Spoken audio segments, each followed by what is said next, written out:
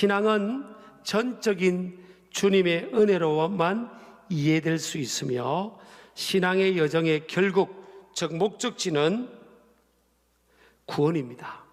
신앙의 완성은 구원이고 영원한 생명의 나라에 도달하는 것입니다.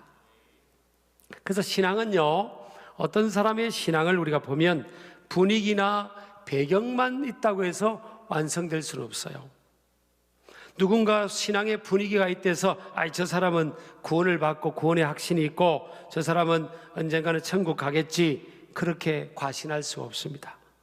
신앙의 완성은, 즉 구원의 문제는 예수 그리스도와의 인격적 만남, 예수 그리스도를 내 삶의 구세주로 영접하는 그 사건, 1대1의 예수 그리스도의 만남, one to one, person to person, 인격과 인격, 그 만남을 통해서 그의 구원의 문제가 해결되는 줄을 믿으시기 바랍니다.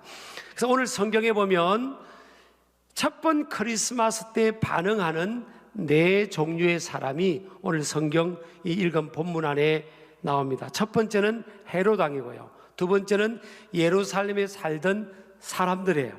세 번째는 대제사장과 서기관들입니다. 네 번째는 동방의 세 박사들이에요.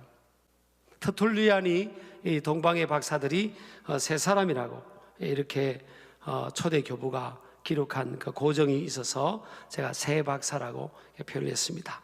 가스펄과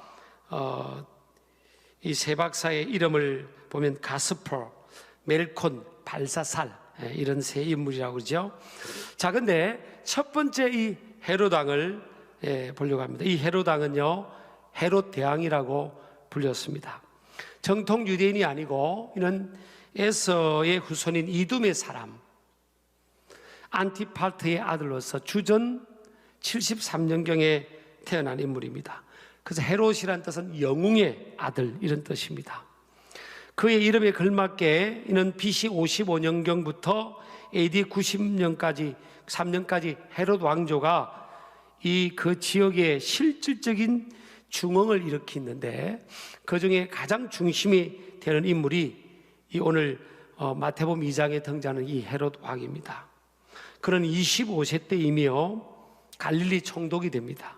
한 도시의 최고 수장이 되고요, 25세 때 BC 40년에서 37년에 보면 로마의 원로원으로부터 유대의 왕이라는 칭호를 부여받습니다. 그런 정치적 수완이 탁월한 행정가였습니다. 그래서 계속 교체되는 로마 황제들이 계속 교체되는 상황에서도 그는 어떻게 된 판인지 총애를 받아서 끝까지 유임이 될 정도로 영리한 두뇌를 가진 사람입니다. 근데 말년에는요, 과대망상증에 잡혀서 아내를 죽이고요, 자녀들을 죽이고 친족들까지 살해하는 인류의 최고의 치명적 범죄자로 인생을 마감을 하게 됩니다. 자, 이 헤롯 왕에게도 지금 무엇이 들려졌죠? 동방의 세 박사들을 통해서 인류의 메시아, 이스라엘 백성들이 기다리는 구원자, 또 만왕의 왕이 탄생했다는 소식이 전해집니다. 근데 3절에 보면요, 이들이 헤롯 왕이 특별히 어떤 반응을 보이는가 하면 소동했다 그럽니다. 헤롯 왕과 온 예루살렘이 듣고 소동한지라. 이 소동했다는 말은 헬라로 에타라크데라는 단어인데, 외부의 공격으로부터 마음의 두려움이나 큰 공포를 경험함으로 큰 마음의 데미지를 받았다, 마음의 질서가 무너졌다, 이런 뜻입니다. 오늘 헤롯 왕은요, 이 소식을 듣고 지금 대제사장들과 서기관들을 다 소집합니다. 부릅니다. 불러가지고 어디서 왕이 태어난다고 성경에 기록됐냐 묻습니다. 그때 대제사장들과 서기관들을 통해서요, 베들레헴, 미가서 5장 2절을 딱 들이댑니다. 베들레헴 에브라다. 에브라다의 베들레헴은 에브라다의 베들레헴의 옛 도시 이름이 에브라다예요. 미가서 5장 2절. 베들레헴 에브라다야, 너는 유다 족속 중에 작을지라도 이스라엘을 다스릴 자가 내게서 내게로 나올 것이라. 자, 그러면 예루살렘에서 베들레헴까지는요 8km밖에 안 됩니다. 걸어도요 1시간 반밖에 안 걸려요. 여유 있게 걸어도. 동방 박사들은 805km를 걸어서 낙타를 타고 왔는데, 아니 왕이 베들레헴까지 8km밖에 안 되는데 운동 삼아라도 갈 수 있는 거리인데 거기를 안 갑니다. 동방 박사들 보고 그대들이 갔다가 만나고 확인되면 나한테 좀 알려주시오. 나도 경배하려고 합니다. 여러분, 믿음이 들어갈 여지가 없는 거예요. 헤롯 왕에게는 꽉 세상의 끝으로 차 있으면요 믿음이 들어가질 않아요. 오늘날도 여러분 마찬가지입니다.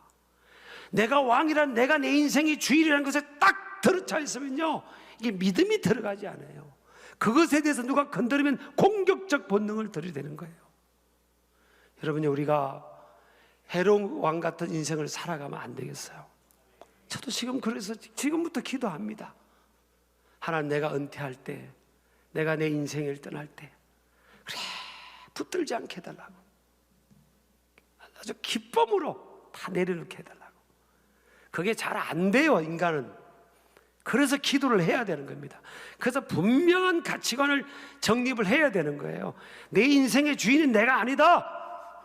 하나님이죠. 하나님이 다 허락하신 것이고, 이것은 하나님의 영광을 위해서 내가 선용해서 그분의 영광을 드러내기 위해서 나에게 주신 기회고 맡겨주신 것이지, 이건 내게 아니라는 거예요.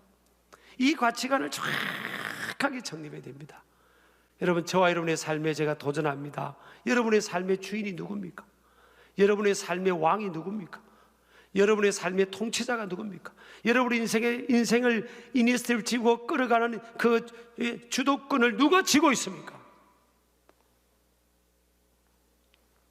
명목상 신자는요, 딱 삶의 문제가 되면 내 주도권을 내가 빼앗기지 않고 싶은 거예요. 내 주도권을 그냥 내가 끝까지 지고 내 마음대로 내 인생을 핸들링하고 주변을 내가 핸들링하고 싶은 겁니다. 그래서 이 헤롯 왕이요 얼마나 나쁜 짓을 많이 하는지 모릅니다. 이 왕의 권력으로 그 2살 아이의 사내 아이를 다 죽이고요, 나중에 이 헤롯 왕이요 이 제사장들, 대제사장들도 막 바꿔버립니다. 솔로몬 왕에서부터, 솔로몬 성전에서부터 바벨론 포로 생활 때까지 410년 동안 제사장이 18명밖에 안 바뀌었어요. 이 제사장은 아론의 후손들로 제사장을 세우라고 했잖아요. 그런데 이 돌아와서 스룹바벨 성전을 다시 재건하고 나서 이 헤롯 왕조까지는요 420년 동안에 자그마치 300명의 제사장이 바뀝니다. 거의 1년마다 바뀌는 겁니다. 1년 조금 지나서 제사장들 다 바꿉니다. 이 제사장은, 여러분, 제사장은 왕이 바꿀 수가 없어요. 하나님께서 아론의 후손들을 세우라고 한 겁니다, 구약에. 근데 헤롯 왕이 자기의 이 권력과 힘으로 다 바꿔버린 겁니다. 1년 몇 개월마다 평균 바뀌었습니다. 그러니까 여러분, 이 종교 질서를 다 물랑케 하는 사람이 있어요. 여러분, 그러니까 하나님께서 그럼에도 불구하고 긍휼히 계셔서 동방의 박사들을 통해서 인류의 최고의 복된 소식, 복음이 들려졌는데 헤롯 왕은 딱 마음의 문을 닫아버립니다. 여러분, 헤롯 왕같이 않기를 주의 이름으로 축복합니다. 두 번째로요, 예루살렘 성에 살던 사람들을 좀 살펴보려고 합니다. 동방 박사들을 통해서 그 당시에 이 동방의 박사들이 베들레헴으로 바로 가지 않았어요. 당연하게 예루살렘에 있는 헤롯 왕궁의 아이가 왕이 태어난 줄을 생각한 겁니다. 그래서 헤롯 왕궁을 찾아온 거예요. 근데 동방의 박사들 통해서 그 소식이 들렸을 때 헤롯 왕뿐만 아니라 3절에 보니까 예루살렘이 듣고 소동한지라, 그래서 예루살렘에 살던 모든 사람들이 듣고 막 소동했다고 했습니다. 극도의 두려움과 불안 속에서, 공포 속에 젖어들었다, 그런 뜻이잖아요. 왜 예루살렘 성에 살던 이스라엘 백성들, 택한 하나님의 백성들이 왜 소동했을까? 기뻐해야죠. 와, 드디어 메시아가 우리를 찾아오셨나 보다, 한번 확인하러 가자, 그랬어야 될 거 아니에요. 근데 이들은요 8km밖에 떨어지지 않는 곳인데도 헤롯 왕뿐만 아니라 이 예루살렘에 살던 사람들이 베들레헴으로 가서 예수님을, 메시아가 탄생했는지를 확인하러 가지 않습니다. 한 명도 가지 않습니다. 아니, 어떻게 한 명도 가지 않을까? 왜 이 사람들이 한 명이라도 가야 되는데 가지 않을까? 헤롯 왕이 완전히 영적 지체를 그냥 흩어져 버리니까, 신본주의적인, 이스라엘 백성들, 하나님 백성들은 신본주의적이잖아요. 하나님 중심적이고 하나님 말씀 중심적인 사람들이에요. 근데 살아가면서 인본주의가 되어버립니다. 하나님의 말씀의 권위를 믿지 않는 거예요. 그 흐름 속에서 그렇게 살아온 겁니다. 여러분, 이 삶의 문화, 우리의 살아가는 삶의 문화에 대해서 얼마나 이 문화의 영향력이 막강한지를 여러분 정말 정확하게 알아야 됩니다. 그 문화에 좋은 영향력이 있지만요, 이 삶의 패턴이나 이 문화 시스템에 이 부정적인 영향도 굉장히 많아요. 지금 사회적 분위기가 보세요. 권위주의는 우리가 지향해야 되지만요, 이 권위, 하나님이 세우신 권위가 있잖아요. 하나님이 세우신 권위들, 가정에서, 교회에서, 사회에서, 그런 권위들에 의해서 다 흔들어버리고 무너뜨린 세상이 된 겁니다. 이게 여러분 지금 안 믿는 사람이나 교회 밖에 있는 사람뿐만 아니라 세상의 흐름이 그러니까 그냥 우리도 모르게 스며들어오는 거예요. 이 세계관이나 사고로 스며들어와서 그렇게 우리가 살아갈 수 있는 겁니다. 여러분, 이해가 안 되지 않습니까? 2000년 전에 어떻게 메시아 신앙으로 똘똘 뭉친 그들이, 아니 메시아가 탄생했다고 하는데 8km 떨어진 그 베들레헴으로 한 명도 안 가보냐? 한 명도 안 가봐. 충분히 가능합니다. 여러분, 유럽 보세요. 2000년 전에 사도 바울이 전도에 복음 전해가지고 세상의 80%, 90% 넘게 예수 믿던 그 유럽, 그래서 복을 받고서 해가 지지 않는 나라가 있고요, 전 세계를 섞였던 그 유럽. 여러분, 유럽에 가면 보세요. 얼마나 우뚝우뚝 예배당이 우뚝뚝, 뭐 우리 교회 예배당보다 더 큰 예배당들이, 화려한 예배당들이 많이 있지 않습니까, 여러분? 그만큼 그 시대의 교회가 부흥했다는 거예요. 근데 지금 보세요. 교회가 거의 다 팔려가고요, 미술관에, 술집에, 식당으로 다 팔려갑니다. 사람들 교회 안 보입니다. 유럽 가보세요. 여러분, 이게요 변질입니다. 변질. 그들의 생활과 방식이 거의 세속적이고요, 하나님 말씀이 아닌다고 해도 그걸 인정하지 않는 문화가 됐습니다. 와, 이게 그렇구나. 우리 사회도 지금 굉장히 기로입니다. 기로. 이렇게 인본주의적으로 세속화로 떠밀려 내려가는데 우리가 깨어있지 않으면요, 여러분, 그냥 우리 자녀들 세대는 그냥 다 세속적입니다. 그들에게는 목사님도 안 보일 겁니다. 목사님의 말에 대한 비중도 없을 거예요. 부모의 말도 안 들어오고요, 선생님 말은 그냥 콩으로 매줄, 그런 시대가 됩니다. 그런 시대. 이거 막아내야죠. 하나님의 말을 우리가 깨어서 막아내야지. 안 그러면 여러분 그냥 흘러갑니다. 똑같은 상황이 벌어진다니까요. 8km 떨어진 곳에 다시 오실 메시아가 만약에 임한다, 오셨다고 해도 안 움직이는 시대가 될 겁니다. 그래서 여러분, 우리가 몸부림쳐야 될 줄을 믿습니다. 하나님께서 이미 2000년 전에 그걸 아시고요, 그래서 예루살렘에 있는 사람들이 주님을 경배하지, 주님의 오심을 경배하지 않을 것을 아시고 광야의 들판에서 비바람을 맞고 눈보라를 맞으면서 그 있는 그 목동들에게 주님의 복음의 소식을 전했고요, 800km가 더 떨어진 그 동방의 박사들에게 그 복음의 소식을 전한 거예요. 그래서 여러분, 지도자 잘 만나는 것이 축복입니다. 우리가 지도자들을 위해서 기도해야 될 줄을 믿습니다. 이 흘러가는 아주 거대한 이 세속화의 물결에 여러분, 우리가 떠내려가지 않도록, 우리 자녀 손들이 떠내려가지 않도록, 다음 세대가 떠내려가지 않도록 우리가 이걸 지켜내고 막아내고 이를 위해 몸부림을 쳐야 될 줄을 믿습니다. 오늘 세 번째, 대제사장들과 서기관들 보세요.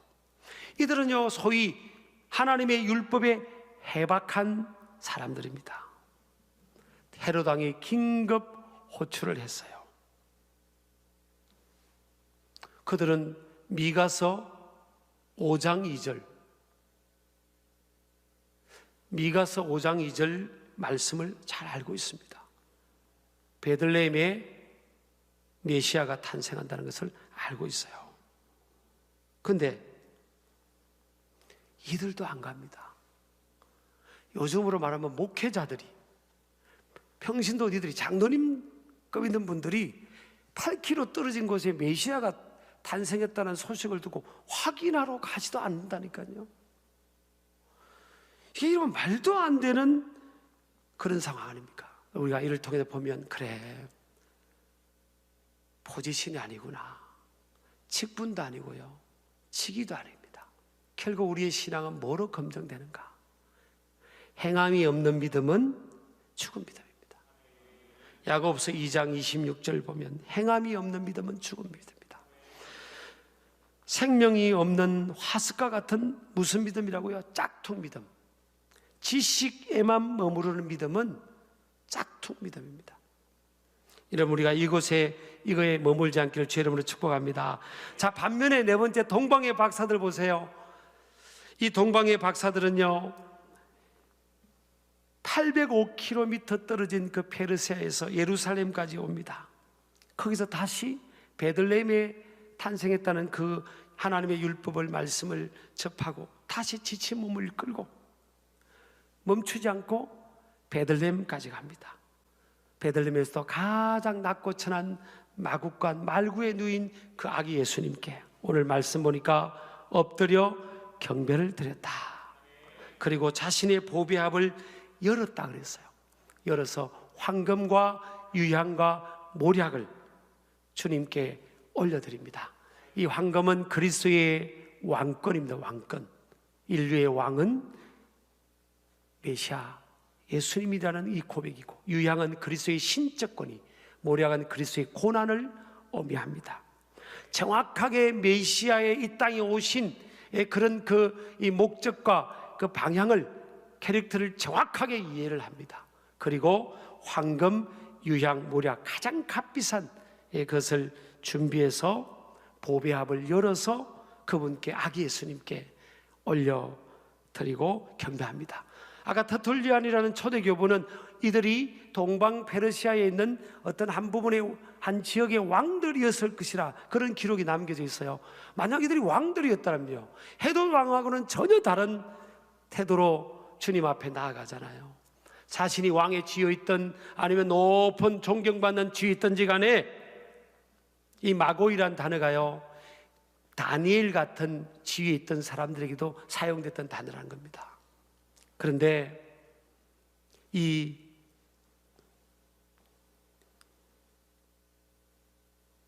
자신이 왕의 위치까지 있는 그런 입장이었음에도 불구하고 아기 예수님께, 여러분 생각해 보세요. 그 아기 예수님께, 그 말구에 누인 아기에게 무릎을 꿇습니다. 이들이 예루살렘을 거쳐 베들레헴까지 온 목적이 뭐예요? 2절에 보면 그에게 경배하러 왔노라 그랬죠. 그의 별을 보고 그에게 경배하러 왔노라. 이 경배하러 왔다, 이 경배하다는 말은요, 프로스쿠네오입니다. 헬라어로 엎드려 예배하다, 엎드리다, 무릎을 꿇다, 이런 뜻이에요.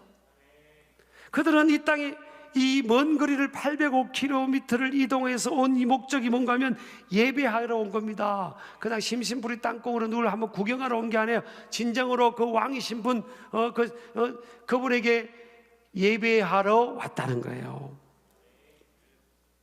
자, 2절에 보면요, 동방에서 그의 별을 보고, 이 보고라는 단어 있죠. 보고 이건요 그냥 슬쩍 본 게 아니라 체험했다는 거예요. 어떤 모습이든 신앙적 체험을 가진 겁니다.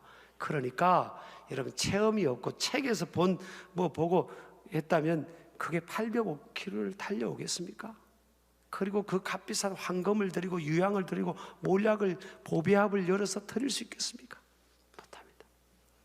가슴이 뜨거우면요 800km가 아니라 8000km도 갑니다. 여러분, 우리나라에 지금 복음의 불모지었고 영적으로 암울했던 이 땅에 선교사님들이 순교당하고 이 양화진 가보세요. 우리 교회에서 얼마 떨어지지 않은 곳에 그 얼마나 많은 선교사님들이 이 땅에, 정말 이 조선이라는 이 땅에 왔는데 또 쇄국 정책을 했잖아요.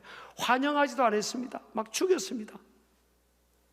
그럼에도 불구하고 지금은 이 땅에 하나님 부흥이 일어났어. 마을마다 예배당이 세워지고 예배하는 곳이 세워지고 이렇게 됐지 않습니까? 이게 신비한 겁니다. 우리 조선이라는 나라는 지금 대한민국이 됐지만 옛날에 조선 때 그때 상황은 예수님을 믿을 수도 없고 받아들이지 않고 그냥 핍박하고 그런 상황이었잖아요. 근데 자 보세요. 얼마나 많은 교회들이 세워지고 믿는 사람들이 세워졌습니까? 이게 신비한 겁니다. 하나님의 이 신앙은 이 신비로운 거예요. 안 믿을 것 같고 못 믿을 것 같은 사람이 믿게 되고요, 멀쩡하게 잘 믿을 것 같은 사람 믿으면 다 까먹잖아. 지금 유럽이 다 잘 믿고 저렇게 하나님 믿어서 이 바이킹들이 살던 그 바다의 해적들이 살던 그 땅에 저렇게 예수님 복음 받아들이고 저렇게 영적으로도 잘 되고 육적으로도 잘 됐던 복받은 저 땅이 벌써 안 믿잖아요. 더 잘 믿어야 되는데 안 믿잖아요. 우리는 예수 믿는다고 잡히고 쫓겨나고 핍박받고 그러는데 오늘날 보세요. 믿는 사람들이 많아 생기지 않습니까? 그래서 이 신앙의 역사는 신비한 건지를 믿으시기 바랍니다.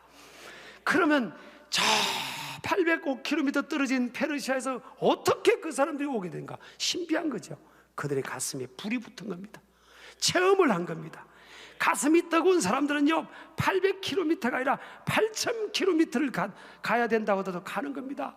가슴이 뜨거우니까 그곳에 가서 예수님을 만나야 되고 예배해야 되고 경배해야 된다는 이 뜨거운 가슴이 있으니까 이걸 막을 수가 없어요. 그 광야길이, 그 더위가, 밤의 추위가 그들을 막을 수 없습니다. 심지어 헤롯 왕이 예루살렘에 사는 사람들이 그 조롱하는 눈빛이 그들을 막지를 못했습니다.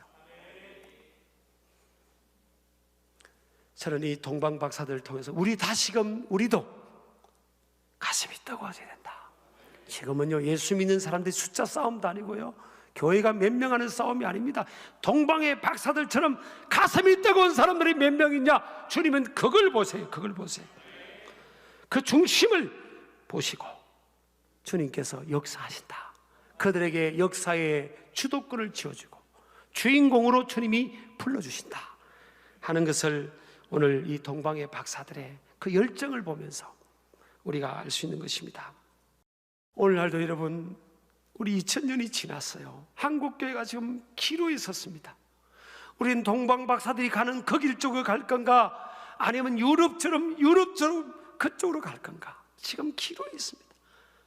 2000년 전에 예루살렘 사람들 그 식어진 가슴으로 지식만 알고 있었지 8km를 이동해서 걸어서 그곳에 메시아를 만나러 가지 않는, 움직이지 않는, 행동하지 않는 그 신앙에 머물 건지, 화석과 같은 신앙생활 할 건지 그 기로에 있습니다.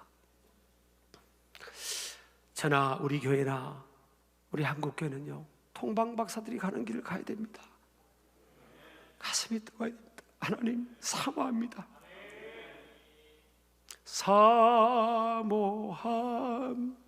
사모합니다.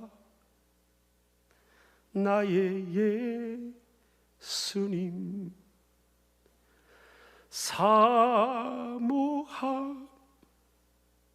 사모합니다. 나의 예수님. 800km가 아니라 8000km라도 우리 예수님 만나겠다는 그 소망, 그 열정을 갖고 몸부림치면서 이 상황에서 떠내려가지 않겠다는 몸부림 속에서 나아가는 동방박사들처럼 성탄의 주인공들 다 되시기를 주의 이름으로 축복합니다.